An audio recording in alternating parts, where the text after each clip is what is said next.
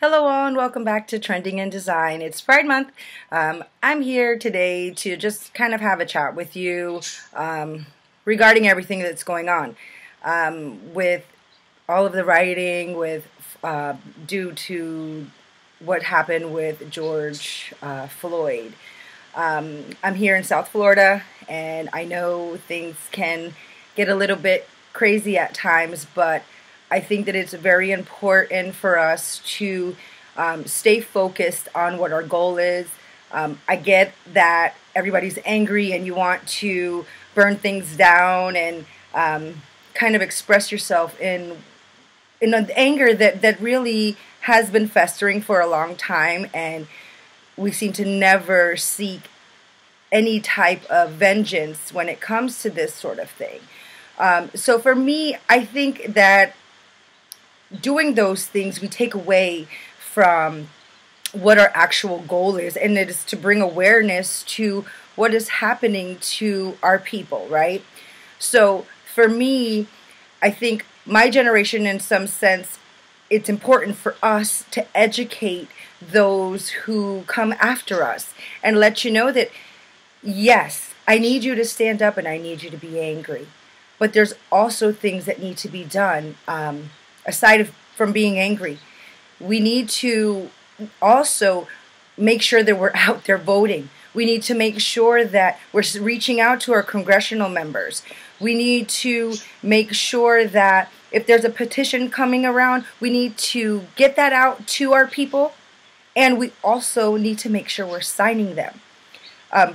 Making a lot of noise is wonderful. Yes, it brings attention to what it is that we're doing. But if we want things to change, we have to also attack it from a legal level. We also have to attack it from our governmental level. So just making noise is going to end up being just that. Just making noise if you're not doing the other steps. It's extremely important that we don't lose focus on what our cause is here. I have a son, and my son is, he's mixed as well. And my daughter, the same thing. My daughter looks a lot darker than I do. My son, however, is fair-skinned, so he's close to my complexion. So we do experience the same racism that most people do out there. But we do have a different dynamic of how we experience that. And I think it's important for all of us to kind of communicate that to each other, to let each other know what it is that our experiences from it, because what we'll find is that we aren't as different as we think. We do have a lot of things in common, and a lot of things that maybe if we just can understand each other a little better, we can have better communication. I think what happens is that we condition each other to be angry, and it never gets resolved. For me as a mother, one of my fears with all of this and COVID and everything that's going on is my son is going to be 5 next month. And that means he's going to start his first day of school, which as a mother, it's one of those things that you're excited. You want to take them the first day of school. You want to get them out there, and you want to make sure that they're off to that next step. But on the other hand, as a mother, my fear is that with COVID, I have to put a mask on him.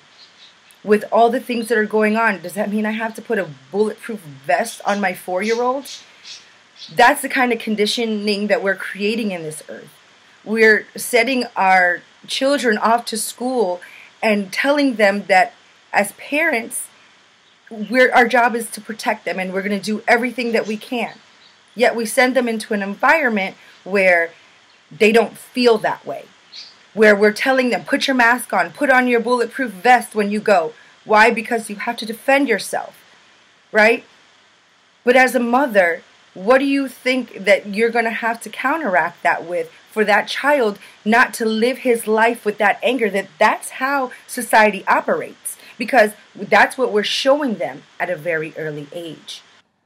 So because of that, and with everything that is going on, I'm going to start a series. It's going to be 30 days of what my experience is. And I encourage you all to do the same thing. I think that the best way to combat a lot of hate is kind of educate people. Let them know what it is that we're going through. Let them know that, hey, this is why I'm angry.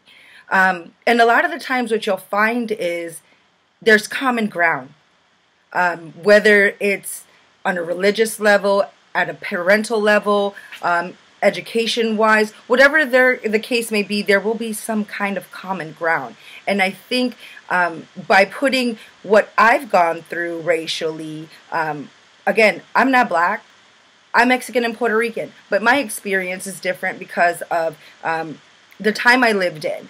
And they didn't see a lot of mixed kids like me. So I've had a different experience. And then on top of that, my children are mixed. I have children that are Haitian and Jamaican and Puerto Rican and Mexican, and it's all United Nations in my house.